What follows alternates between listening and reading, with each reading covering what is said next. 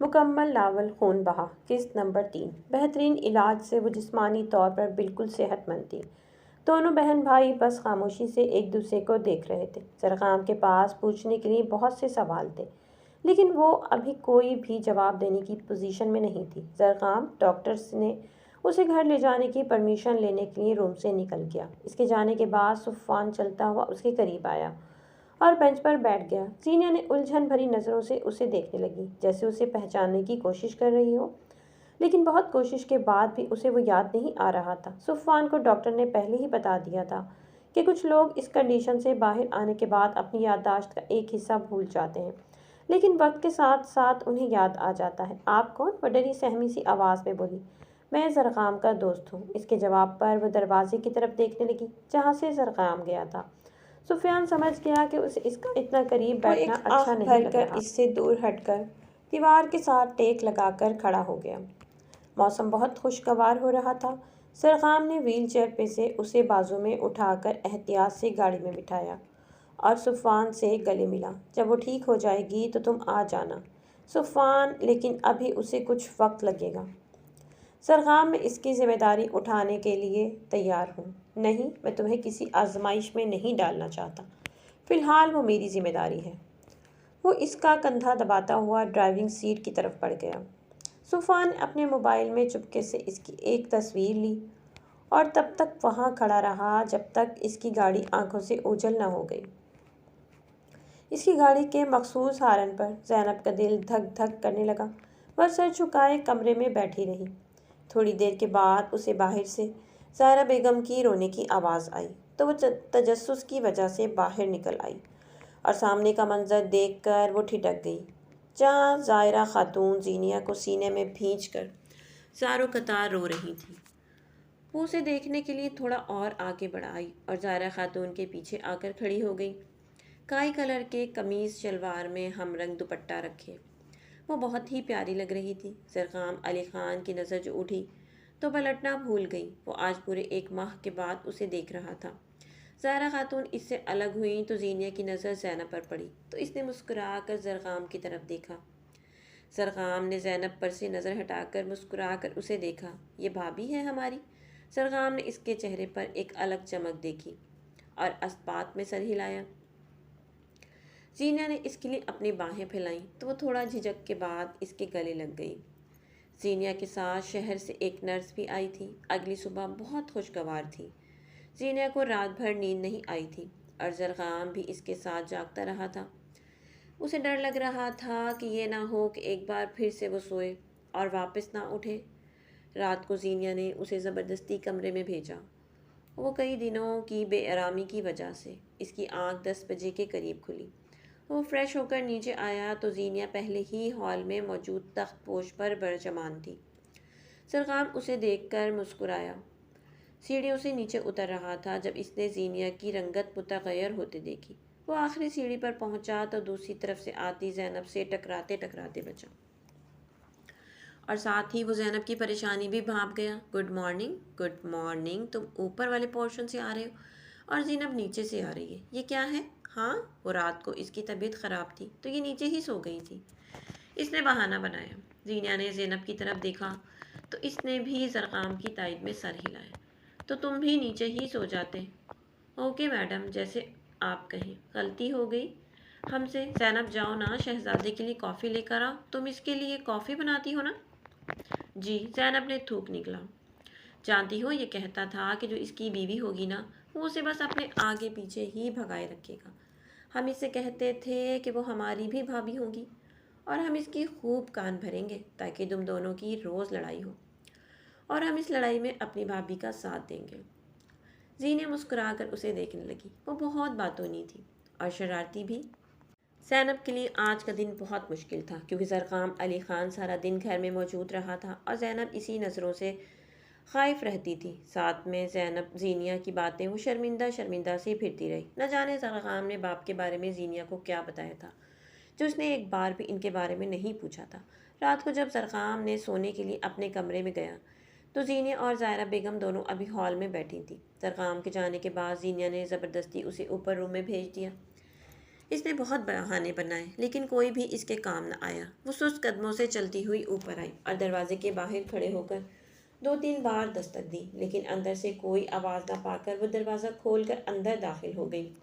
کمرہ بالکل خالی تھا۔ یہ ایک بہت بڑا کمرہ تھا۔ کمرے کے بیچوں بیچ ایک نفیس سا بیڈ رکھا تھا۔ ایک سائڈ پہ صوفے لگے تھے، وہاں پہ ہی ایک سائڈ پہ اسٹڈی ٹیبل بھی رکھا تھا۔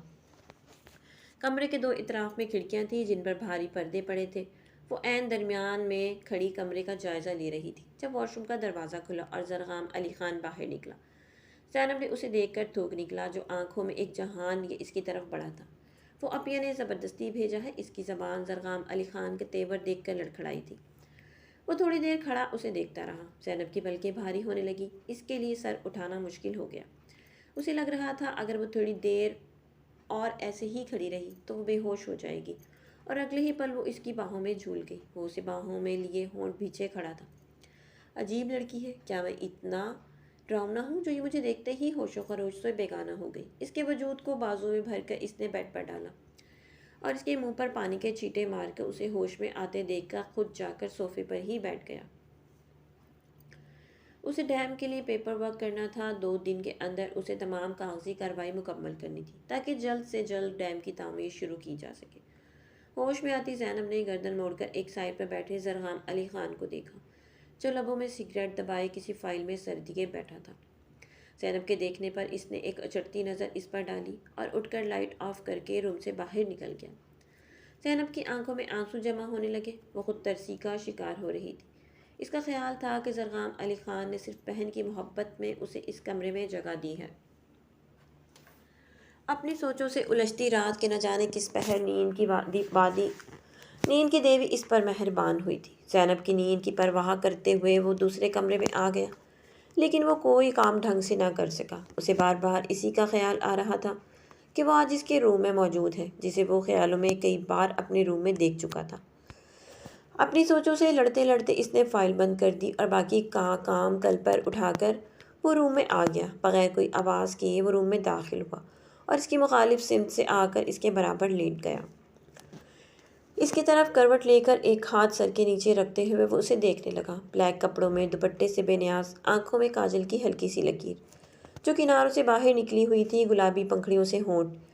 اسے دیکھتے زرغام علی خان اس کی طرف جھکتا چلا گیا۔ اس کے لمس پر وہ تھوڑا سا کسمسائی اور اپنا بازو اس کے گلے میں ڈالتی پھر سے سو گئی۔ زرغام علی خان نے اس کے بازو پر اپنا لمس چھوڑا اور آنکھیں موند لی۔ فجر کے وقت زینب کی آنکھ کھلی تو خود کو زرغام کے حصار میں دیکھ کر وہ تیزی سے پیچھے ہوئی، لیکن اس کی گرفت مضبوط تھی۔ وہ اس کی نیند کی پرواہ کرتے ہوئے نرمی سے اس کے حصار سے نکلنے کی کوشش کرنے لگی۔ وہ نماز کے لیے لیٹ ہو رہی تھی۔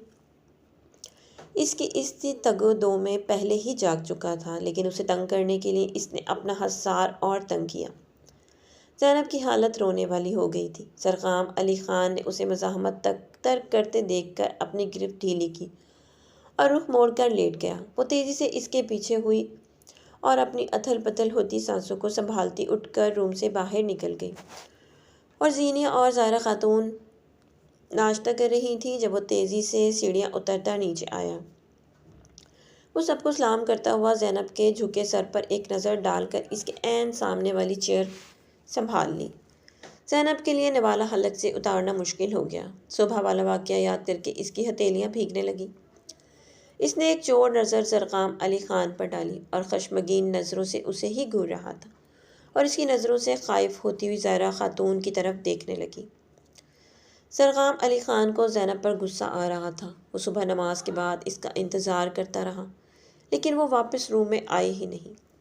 ماما میں چلتا ہوں، بیٹھک میں کچھ لوگ میرا انتظار کر رہے ہیں۔ بیٹا ناشتہ تو کر لو، نہیں بھوک نہیں ہے۔ وہ زینب کو ایک نظر دیکھتا بیرونی دروازے کی طرف مڑ گیا۔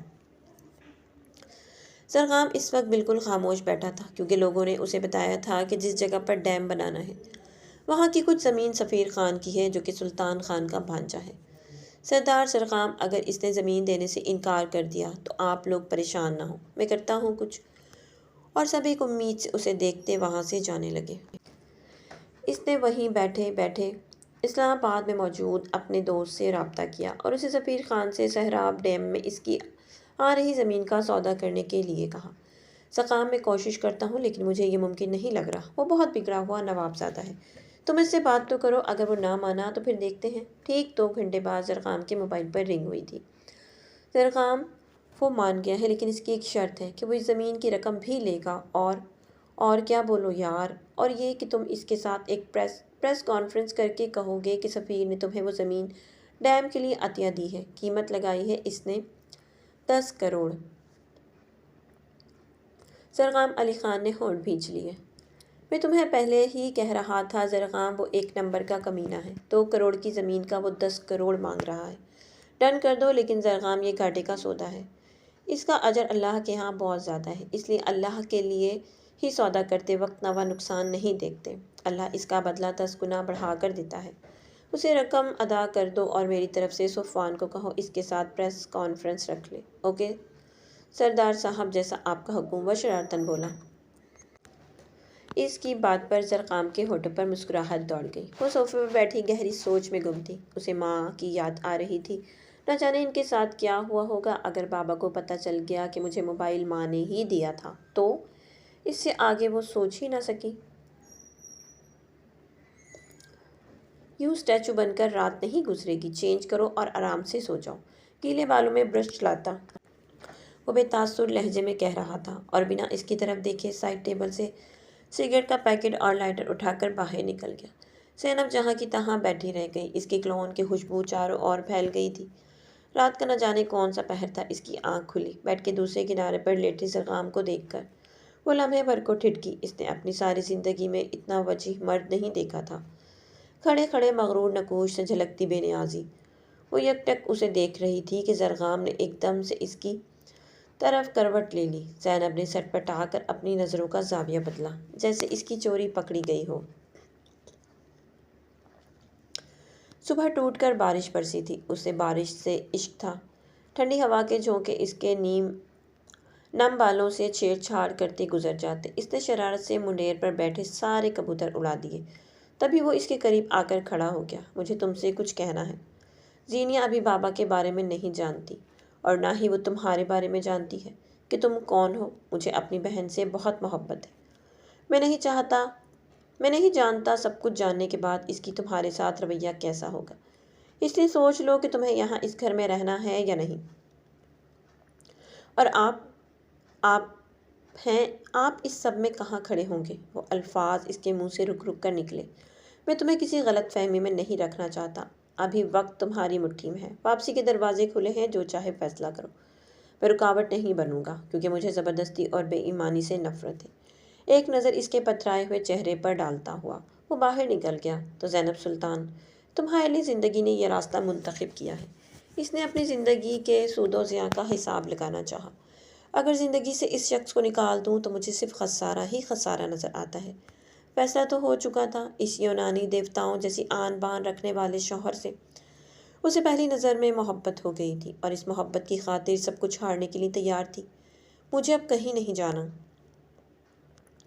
اس نے زرقام کو پکارا، جو جاتے جاتے اپنی جگہ پر بغیر مڑے اس کی سننے کے لیے رک گیا۔ مجھے آپ سے بس اتنی فیور چاہیے کہ آپ کا نام میرے نام سے جڑا رہے۔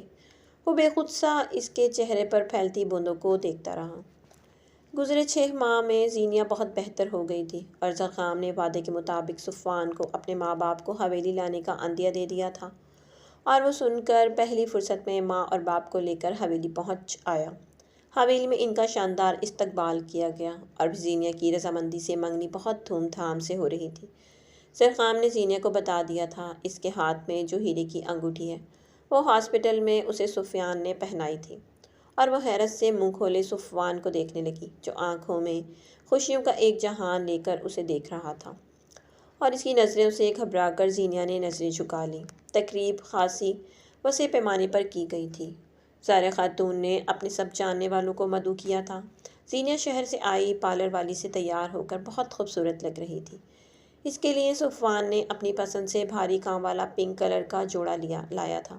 اس کا کہنا تھا کہ اس نے زینیا کو ہمیشہ بلیک عبایا میں ہی دیکھا ہے، اس لیے وہ چاہتا ہے کہ وہ ایسا کھلتا ہوا کلر پہنے، اور وہ دیکھ سکے وہ کلرفل ڈریس میں بھی اتنی ہی خوبصورت لگتی ہے جتنی عبایا میں لگتی تھی۔ زینب نے سیاہ کلر کی میکسی زیبتن کی تھی، وہ پہن تو گرین کلر رہی تھی، لیکن جب زرقام بلیک قمیص شلوار پہن کر نیچے آیا تو اس نے بھی سوچ لیا کہ وہ اس کے ہم رنگ ڈریس ہی پہنے گی، اور جب وہ تیار ہو کر نیچے آئی تو زرقام نے جان بوجھ کر نظریں چرا لی۔ وہ جانتا تھا کہ یہ ڈریس اس کی وجہ سے پہنا گیا ہے، کیونکہ وہ پہلے ہی کمرے میں اس کا نکالا گیا گرین ڈریس دیکھ آیا تھا۔ زرقام کو اس کا یہ انداز بہت بھایا تھا، اور اس کی گھنی مونچھوں تلے لب اپنے آپ مسکراہٹ میں ڈھل گئے۔ سکھ چین کی گھنی شاخوں میں برسوں سے پناہ لیتی چڑیاں اچانک ایک ساتھ شور مچانے لگی۔ زینب سر اٹھا کر دیکھا تو ایک بلی ان کی طاق میں بیٹھی تھی۔ زینب تیزی سے اٹھ کر اس کی طرف بھاگی، لیکن اسے دیکھتے ہی بلی ایک جست میں وہاں سے بھاگ گئی۔ یک زبان چہچاتی چڑیاں ایک دم سے پرسکون ہو گئیں۔ رات کے فنکشن کے اثرات ابھی بھی یہاں وہاں بکھرے پڑے تھے، خشک پھولوں کی پتیاں، مٹھائی کے خالی ڈبے، کسی ٹوٹی چوڑیوں کے کانچ۔ زینب کو ایک دم سے فضا حبس آلود لگی۔ اس نے سر اٹھا کر اوپر دیکھا تو آسمان میں اس کے سر پر تیرتی 4-5 چیلیں۔ اس کا دل ایک دم سے گھبرا گیا، جیسے کچھ برا ہونے والا ہو۔ وہ دل کے مقام پر ہاتھ رکھتی نیچے کی طرف بھاگی۔ زرقام اور ظاہرہ خاتون نے ایک ساتھ نظر اٹھا کر اس کی طرف دیکھا تھا۔ اسے ان کی نظروں سے کچھ عجیب سا احساس ہوا تھا۔ اس نے الٹے قدموں باہر نکلنا چاہا، لیکن اس سے پہلے ہی زینیہ کی آواز نے اس کے پاؤں جکڑ لیے۔ زرقام علی خان! اس کی آواز میں کچھ تو تھا۔ جو زینب سلطان نے مڑ کر اس کی طرف دیکھا۔ زرقام علی خان! اس کی آواز ایک بار پھر گونجی۔ زینب کا دل زور زور سے دھڑکنے لگا۔ اگر تم میرے بھائی ہو تو اس لڑکی کو ابھی اور اسی وقت طلاق دے دو۔ اور زینیہ کے الفاظ زینب کے سر پر کسی بم کی طرح لگے تھے۔ اس نے زرقام علی خان کی طرف دیکھنا چاہا، لیکن آنکھوں میں جمع پانی ہونے کی وجہ سے اس کا چہرہ دھندلا گیا۔ زرقام علی خان نے کچھ کہنے کے لیے منہ کھولا، اور ساتھ ہی زینب نے ایک امید بھری نظر زینیہ پر ڈالی، لیکن وہ اسے نہیں دیکھ رہی تھی۔ وہ اس کی منت سماجت کرنے کے لیے آگے بڑھی، لیکن اسے اپنی طرف بڑھتا دیکھ کر پہلے ہی بول اٹھی، میرے قریب مت آنا زینب سلطان، میں اپنے پاس تمہاری پرچھائی بھی برداشت نہیں کروں گی۔ اس کی آواز میں ایک قراہٹ تھی، جیسا کسی زخمی شیرنی کے زخم ادھیڑے گئے ہوں۔ اس نے اپنے دونوں ہاتھوں کی مٹھیوں کو بھینچ کر کھولا۔ اس نے ایک نظر ٹوٹی بکھری زینب پر ڈالی، جو ایک آس اور امید سے زرقام کو دیکھ رہی تھی۔ ظاہرہ خاتون نے اس کا ہاتھ پکڑ کر نفی میں سر ہلایا۔ اپیا، اس سب میں میرا کیا قصور ہے؟ وہ بے چارگی سے بولی۔ تو میرا کیا قصور تھا؟ کیا میرا یہ قصور تھا کہ میں خوبصورت تھی، یا میرا یہ قصور تھا کہ میں نے فائقہ سلطان جیسی لڑکی سے دوستی کی جو ایک ناگن تھی؟ تم بھی تو اس کی بہن ہو، کل کو کیا پتہ میرے بھائی کو اپنی محبت کے حوالے جال میں پھنسا کر کہیں لے جا کر مار دو۔ میں مر بھی جاتی تو کچھ نہیں تھا، لیکن اگر میرے بھائی کو کچھ ہو گیا تو ہمارا کون ہوگا؟ میں ایسی نہیں ہوں، اگر وہ آپ کا بھائی ہے تو میرا بھی سر کسائی ہے۔ زینیہ نے بے یقینی سے اسے دیکھا۔ زرقام یہ جھوٹ بول رہی ہے، اس کی باتوں میں نہیں آنا، یہ تمہیں مار دے گی۔ آئیے ناظرین، ہم آپ کو لے کر چلتے ہیں اسلام آباد، جہاں اس وقت سہراب ڈیم کے پارٹنرز سامنے آئے، جنہوں نے اپنے 4 ایکڑ زمین ڈیم کے لیے عطیہ کی ہے۔ جی ہاں، زرقام علی خان نے ہمارے چینل سے ٹیلی فونک گفتگو کرتے ہوئے کنفرم کیا ہے کہ سفیر خان نے اپنی 4 ایکڑ زمین ڈیم کے لیے عطیہ کی ہے۔ زینیہ کی نظریں پتھرا گئیں۔ خبر کے ساتھ چلتی تصویروں کو دیکھ کر وہ چیخنے چلانے لگی۔ زرقام نے آگے بڑھ کر اسے سینے میں بھینچ لیا، دونوں ہاتھوں سے اس کی شرٹ کو پکڑے۔ وہ ڈری سہمی اس کے سینے میں چھپ جانا چاہتی تھی۔ اپیا بتاؤ، کیا یہی ہے وہ؟ وہ زور زور سے سر ہلانے لگی اور زرقام کی آنکھوں میں خون اتر آیا۔ زینیہ کو بازو میں اٹھاتے کمرے میں لایا اور اسے نیند کی دوا دے کر ظاہرہ خاتون کو اس کا خیال رکھنے کا کہہ کر کمرے سے باہر نکل آیا۔ کمرے کے باہر کھڑی زینب کو بازو سے پکڑ کر اوپر کمرے میں لا کر زور سے صوفے پہ پٹخا۔ زینب سلطان، جب تک میں واپس نہ آؤں اس کمرے سے باہر نہیں نکلنا، اگر میری نگاہ میں رہنا چاہتی ہو تو۔ وہ وارڈروب میں کچھ ڈھونڈنے لگا۔ پسٹل اس کے ہاتھ میں چمک رہا تھا۔ اسے اچھی طرح سے چیک کرنے کے بعد اس نے اپنے کوٹ کے اندرونی پاکٹ میں رکھا اور چلتا ہوا زینب کے قریب آیا، جو خوفزدہ نظروں سے اسے دیکھ رہی تھی۔ میں اپنے دشمنوں کو کبھی معاف نہیں کرتا، چاہے وہ کوئی بھی ہو۔ لیکن سفیر نے زینیہ آپی کو کیوں مارا ہوگا؟ ان کے ساتھ کیا دشمنی تھی؟ کیونکہ زینیہ خان نے اس کا پرپوزل ریجیکٹ کیا تھا، اور جب اس نے اس کا ہاتھ پکڑنا چاہا تب بھری یونی میں اسے تھپڑ مارا تھا، اور اس تھپڑ کا بدلہ اس نے اس کی کیا؟ کچھ نہیں، نہیں، آپ کو بتانا پڑے گا۔ زینب، راستے سے ہٹ جاؤ، پہلے آپ کو بتانا پڑے گا کیا کیا تھا سفیر نے۔ زینیہ آپی کے ساتھ اس کی عزت تار کرنے کے بعد اس کو جان سے مارنے کی کوشش کی تھی، اور یقیناً وہ ابھی تک یہ بات نہیں جانتا کہ زینیہ خان زندہ ہے۔ آپ کو یہ سب کیسے پتہ چلا؟ اسے اپنی ہی آواز کسی کھائی سے آتی نظر آئی۔ آج ہی پتہ چلا ہے۔ زینہ اس کا نام اور چہرہ بھول چکی تھی، مگر وہ اتنا جانتی تھی کہ فائقہ سلطان اسے دھوکے سے یونی سے اپنے گھر لے کر گئی تھی اور پھر وہاں اسے کوئی مشروب پلایا گیا، جس کے بعد اسے کچھ ہوش نہیں رہا۔ اور اس کے بعد جب وہ ہوش میں آئی تو اس کا کہنا تھا کہ اسے بس دھندلی سی کوئی تصویر اس کی آنکھوں کے آگے لہرائی ہے، لیکن اسے چہرہ واضح نہیں آ رہا۔ اگر آج ٹی وی پر وہ نیوز نہ چلتی تو میں کبھی بھی نہ جان سکتا، اور ہاں، اگر زینہ کی طبیعت خراب نہ ہوتی تو تم بھی ابھی تک میری زندگی سے نکل چکی ہوتی۔ اس کی بات وہ پتھرا سی گئی تھی، نہ جانے وہ جانے کے لیے مڑا تو وہ بھاگتی ہوئی اس کے سینے سے جا لگی۔ سرقام علی خان، میں ہمیشہ آپ کی وفادار رہوں گی۔ آپ چاہیں تو دوسری شادی کر لیں، لیکن میرے نام سے اپنا نام جدا مت کیجیے گا۔ میں مر جاؤں گی۔ اس کی بات پہ سرقام علی خان نے آنکھیں میچ لی اور نرمی سے اسے خود سے الگ کرتا وہاں سے نکلتا چلا گیا۔ پیچھے زینب سلطان کو روتے گڑگڑاتے چھوڑ گیا۔ گاڑی کے پاس پہنچ کر اسے اپنی گاڑی کلائی پر جلن محسوس ہوئی۔ زینب کو الگ کرتے ہوئے اس کے ناخن سے اس کی کلائی پہ کھروچ آ گئی تھی۔ سرقام علی خان کی آنکھ سے ایک آنسو نکل کر اس کی پیٹ میں کہیں گم ہو گیا تھا۔ اس نے اپنی کلائی پر لب رکھے اور بے دردی سے اپنی آنکھیں مس لیں، جو شدت ضبط سے سرخ انگارہ ہو رہی تھیں۔ فائقہ سلطان کے شوہر نے اولاد نہ ہونے کی وجہ سے دوسری شادی کر لی تھی۔ وہ فائقہ سے بہت محبت کرتا تھا، لیکن ماں باپ کا اکلوتا ہونے کی وجہ سے وہ ماں کے آگے مجبور ہو گیا اور اپنی ایک یتیم کزن سے شادی کر لی، جو بچپن سے اس سے منسوب تھی، لیکن جو کہ عفان کو فائقہ پسند آ گئی تھی، اس لیے اس نے اپنے ماں باپ کو ناراض کر کے فائقہ کو اپنایا تھا۔ فائقہ کے لیے یہ خبر کسی دہشت سے کم نہ تھی۔ وہ دردانہ بیگم کے گھر تھی جب اسے عفان کے نکاح کی بابت پتہ چلا۔ وہ رش ڈرائیونگ کرتی ہوئی گھر پہنچنا چاہتی تھی، لیکن اللہ کو کچھ اور ہی منظور تھا۔ اسے کسی مظلوم کی آہ لگ گئی تھی۔ راستے میں اس کی گاڑی ایک تیز رفتار ٹرک سے ٹکرا گئی اور ہوش و خروش سے بیگانہ ہو گئی۔ جس وقت وہ دوبارہ ہوش میں آئی تو عفان اس کے پاس موجود تھا، لیکن وہ اپنی دونوں ٹانگیں کھو چکی تھی۔ اپنی یہ حالت دیکھ کر وہ چیخنے چلانے لگی۔ ڈاکٹرز نے اسے سکون کا انجیکشن لگایا اور وہ گہری نیند میں چلی گئی۔ سرقام جس وقت اسلام آباد پہنچا، رات گہری ہو گئی تھی۔ موسم ابر آلود تھا، کالے بادلوں نے آسمان کو ڈھک رکھا تھا۔ سرقام کے موبائل پر رنگ ہوئی۔ اس نے کال ریسیو کی تو دوسری طرف اس کا بہترین دوست فرحان تھا۔ سرقام، سفیر خان اس وقت اسلام آباد میں نہیں ہے، وہ مری میں اپنے کاٹیج میں گیا ہوا ہے۔ اور کون ہے اس کے ساتھ؟ کوئی لڑکی ہے اس کے ساتھ، شاید کوئی کال گرل ہے۔ Okay, thank you. اس نے کال کٹ کے موبائل ڈیش بورڈ پر ڈالا اور گاڑی کا رخ مری کی طرف موڑ دیا۔ شدید دھند، تیز بارش اور بادلوں کے درمیان وہ تیز رفتاری سے گاڑی چلا رہا تھا۔ انتقام کی آگ انسان کو پاگل بنا دیتی۔ وہ 5 گھنٹے کا سفر طے کر کے اسلام آباد پہنچا تھا۔ اب اسے مری پہنچنے کے لیے مزید 1 گھنٹہ اور ڈرائیونگ کرنی تھی۔ وہ سگریٹ پہ سگریٹ پھونک رہا تھا۔ کافی رات ہونے کی وجہ سے اس وقت روڈ خالی تھے، اور جس وقت مری پہنچا وہاں برف باری شروع ہو چکی تھی۔ سردیوں کی کالی راتیں تھیں، آسمان بادلوں سے ڈھکا ہوا تھا، چاند بھی کہیں بادلوں کی اوٹ میں چھپا بیٹھا تھا۔ ہر طرف برف کی سفید چادر بچھی ہوئی تھی۔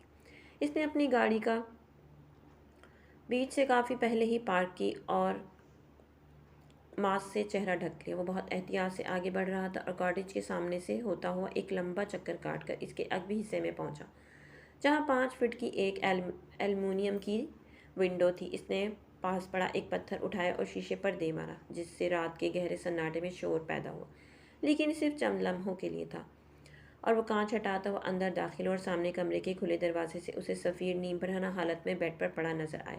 وہ گاڑی سے اپنے ساتھ رسی بھی لایا تھا، شراب کے نشے میں ڈوبا، ہوش و خروش سے بیگانہ تھا۔ سرقام علی خان نے اسے اٹھا کر کندھے پر ڈالا اور لا کر دوسرے کمرے میں موجود ایک کرسی کے ساتھ اسے باندھ دیا۔ اس کا نشہ دور کرنے کے لیے پہلے اسے پانی میں لیمو ڈال کر اس کے منہ میں ڈیلا، جس کے جواب میں اس کے منہ سے مغالطات کا ایک طوفان نکلا۔ سرقام علی خان کا ہاتھ اٹھا اور اس کے چہرے پر نشان چھوڑ گیا۔ اس نے مری کی یکبختہ سردی میں پانی کی بالٹی بھر کر اس کے اوپر اڈیلی تو وہ ہوش کی دنیا میں لوٹ آیا۔ سرقام نے ایک چیئر گھسیٹ کر اس کے سامنے رکھی اور موبائل سے زینہ کی تصویر نکال کر اس کے سامنے کی۔ اس لڑکی کو جانتے ہو؟ اس نے نفی میں سر ہلایا۔ سرقام نے پاکٹ میں سے ایک چاقو نکالا اور اس کی آنکھوں کے سامنے لہرایا۔ ہاں جانتا ہوں، وہ کسی رٹے ہوئے طوطے کی طرح بولا۔ ٹھیک ہے، پھر انجام کے لیے بھی تیار ہو جاؤ۔ پلیز مجھے معاف کر دو، میں تمہارے پاؤں پڑتا ہوں۔ سرقام نے ایک زوردار قہقہہ لگایا۔ معافی؟ ایسا تو سوچنا بھی مت۔ تم ہو کون؟ میں تمہاری موت ہوں۔ مرنے سے پہلے اپنی موت کا چہرہ دیکھنا چاہو گے؟ اس نے مکان کی انداز میں سر اسبات میں ہلایا۔ سرقام علی خان نے اپنا ماسک میں چھپا چہرہ آزاد کیا اور اپنی پاکٹ سے پسٹل نکال کر اس کے عین دل کے مقام پر نشانہ لیا اور 6 کی 6 گولیاں اس کے جسم میں اتار دیں، اور جہاں سے آیا تھا وہاں سے ہی نکل کر گاڑی تک پہنچا اور وہاں سے ایبٹ آباد کی طرف نکلتا ہوا واپس اسلام آباد لوٹ آیا۔ وہ اسٹاپ پر بس کا ویٹ کر رہی تھی۔ وہ ایک انٹرنیشنل فرم میں ایک ایڈیٹر کے طور پر کام کر رہی تھی۔ جب کافی دیر کھڑے رہنے کے بعد بھی اسے گاڑی نہیں ملی تو وہ پیدل ہی چل پڑی۔ KFC کے پاس سے گزرتے ہوئے اسے شدید بھوک کا احساس ہوا اور وہ کچھ سوچتے ہوئے اندر بڑھ گئی۔ اپنا کارڈ لے کر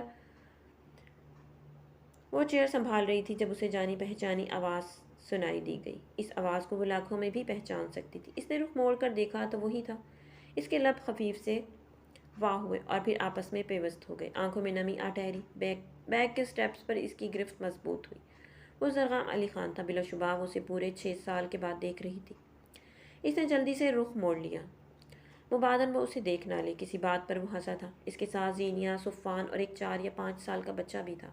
اس کا جی چاہا وہ پلٹ کر اسے ہنستے ہوئے دیکھے، کیونکہ وہ ہنستے ہوئے بہت خوبصورت لگا کرتا تھا۔ لیکن اس نے خود کو ڈانٹا، اسے کمزور نہیں پڑنا تھا۔ وہ بیگ سنبھالتی ہوئی باہر نکل آئی۔ فضا میں ایک دم سے جیسے گھٹن سی بھر گئی تھی۔ دل ایک دم سے ہی دکھ سے بھر گیا تھا۔ بھولے بسرے دکھ شور مچانے لگے۔ وہ مرے قدموں سے چلتی ہوئی ہاسٹل میں داخل ہوئی اور اپنے روم میں آ کر ٹیبل پر سر رکھا اور آنسوں کو بہنے دیا۔ وہ بے آواز روتی رہی اور یہاں تک کہ اس کی آنکھیں خشک ہو گئیں۔ محبت کے لیے بہایا گیا آنسو جہاں بھی گرے زمین کو بنجر کر دیتا ہے، اور ان گزرے 6 سالوں میں اس نے وہی کام شدت سے کیے تھے۔ ایک زرغام علی خان سے عشق اور دوسرا اس کو بھول جانے کا عہد۔ لیکن آج جب 6 سال کے بعد زرغام علی خان کو سرِ راہ نظر آ گیا تو اسے لگا وہ اپنا عہد نہیں نبھا سکے گی۔ وہ تو آج بھی وہی مقیم تھا، اول روز کی طرح اس کے دل کا حکمران۔ اسے دیکھ کر اسے لگا کہ وہ تو کبھی اسے چھوڑ کر ہی نہیں آئی تھی۔ نہیں، مجھے اب اسے یاد نہیں رکھنا ہے۔ اس نے بے دردی سے اپنے آنسو صاف کیے۔ میں صرف تجھ کو سنوں جانا کہ تیرا لہجہ تو بولتا ہے، تو پھر خوشبو میں ملتا ہے۔ 6 سال پہلے جب وہ انتقام کی آگ بجھا کر لوٹا تو اس نے سوچ لیا تھا کہ وہ زینیہ آپی کو منا لے گا۔ وہ اپنی محبت سے دستبردار نہیں ہو سکتا۔ زینب سلطان اس کی روح میں بس چکی تھی۔ اس کے بغیر تو اب سانس لینا بھی مشکل تھا۔ ایک فیصلہ کر کے لوٹا تھا، لیکن شاید خدا کو کچھ اور ہی منظور تھا۔ جس وقت وہ حویلی میں داخل ہوا اسے ویرانی سی محسوس ہوئی، لیکن اس نے سر جھٹک دیا اور سست قدموں سے اندر ہال میں داخل ہوا اور سامنے پڑے صوفے پر ہی لیٹ گیا۔ سارا خاتون سے زینیہ کی خیریت معلوم کر کے اسے اس کا خیال آیا جسے وہ کمرے میں ہی رہنے کا پابند کر گیا تھا۔ سارا خاتون سے اجازت لے کر اپنے روم میں آ گیا۔ کمرہ خالی اور سنسان پڑا تھا۔ وہ اپنے کپڑے نکالنے کے لیے جب وارڈروب کھولی تو وہاں سے زینب کے سارے کپڑے غائب تھے۔ وہ تیزی سے واش روم کی طرف بڑھا، وہ بھی خالی تھا۔ اس کے اوسان ختم ہو گئے اور اس نے پاگلوں کی طرح حویلی کا چپا چپا چھان مارا، لیکن وہ نہیں ملی۔ وہ وہاں ہوتی تو ملتی۔ آخر میں وہ پاگلوں کی طرح بالوں میں ہاتھوں کی انگلیاں پھنسا کر بیٹھ گیا۔ اس نے گاڑی کی چابی لی اور تیز رفتاری سے گاڑی لے کر سلطان خان کی حویلی پہنچا۔ اس کا خیال تھا وہ وہیں آئی ہوگی، لیکن وہ وہاں نہیں تھی۔ وہ حویلی لوٹ آیا، لیکن بڑا بکھرا سا، لیکن وہ زینب سے بدظن ہو گیا۔ بیٹا، وہ تمہارے رویے سے نا امید ہو کر یہاں سے چلی گئی، لیکن ہم اسے ڈھونڈیں گے، وہ انشاءاللہ مل جائے گی۔ نہیں ماں، اب اسے کوئی نہیں ڈھونڈے گا، کوئی بھی نہیں۔ وہ اپنی مرضی سے یہاں سے گئی ہے، اب خود ہی لوٹ کر آئے گی۔ زینیہ آپی ٹھیک کہتی تھی، یہ لڑکی تمہیں پیار کے جال میں پھنسا کر مار دے گی۔ امو جان، اس نے آپ کے بیٹے کی جان لے لی ہے، اسے سالوں لگیں گے خود کو سنبھلنے میں۔ اس نے سرداری چھوڑ دی اور ماں کو لے کر شہر آ گیا۔ اس بار ظاہرہ خاتون نے کوئی اعتراض نہیں کیا، لیکن اس نے اپنے گاؤں کے لوگوں سے جو وعدہ کیا اس نے وفا کیا، اور 3 سال کی قلیل مدت میں ڈیم تیار تعمیر ہو گیا۔ اس میں بہت سے لوگوں کی کاوش شامل تھی۔ صفوان نے اپنا ایک فلیٹ بیچ کر اس کی ساری رقم ڈیم کے لیے دی تھی۔ فائقہ سلطان کی بربادی، زینب سلطان کی گمشدگی اور اکلوتے بھانجے کے قتل نے سلطان خان کے کندھے جھکا دیے۔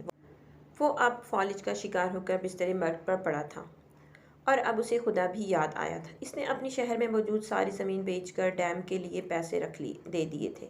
زینیہ آپی کی شادی بہت دھوم دھام سے صفوان کے ساتھ ہو گئی تھی اور اپنی زندگی میں بہت خوش و خرم تھی۔ اس کا ایک 4 سال کا بیٹا بھی تھا جس کا نام زرغام نے قلب مومن رکھا تھا، اور اس کی ساری عادتیں زرغام علی خان جیسی تھیں۔ زینیہ کی زندگی میں بس ایک ہی ملال تھا، اس کی وجہ سے زرغام علی خان کی زندگی ادھوری ہو گئی۔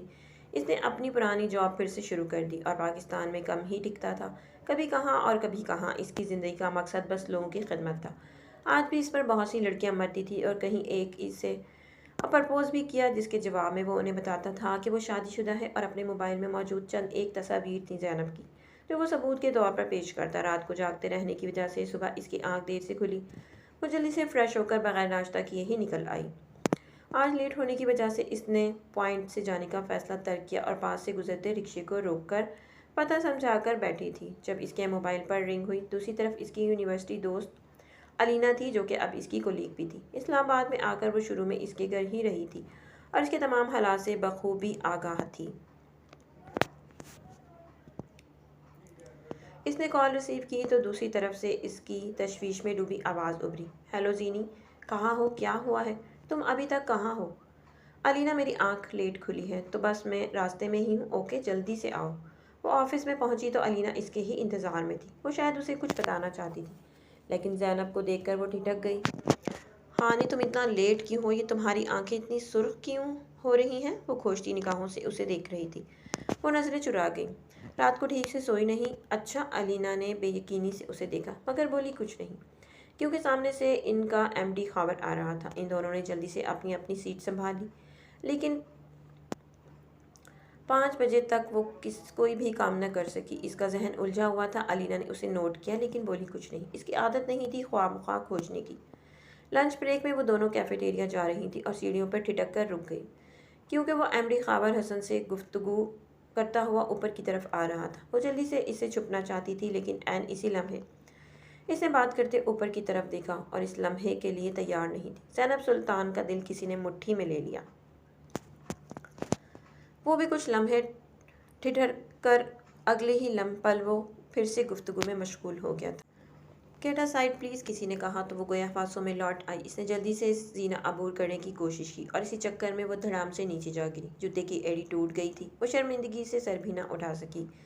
تکلیف سے اس کی آنکھوں میں آنسو آ گئے تھے۔ اسے امید تھی کہ وہ اس کے پاس آئے گا، لیکن ایسا کچھ نہیں ہوا۔ ریلنگ کا سہارا لے کر جب اٹھی تو وہ کہیں نہیں تھا۔